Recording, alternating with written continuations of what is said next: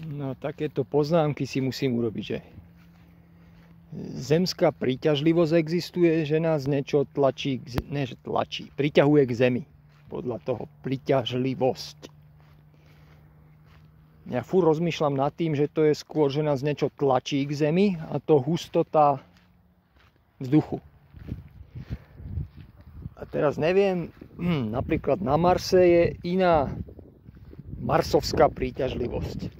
Tam je človek ťažší, alebo ľahší, teraz neviem jak. A znamená to aj, že tam je vzduch hustší, alebo menej hustý.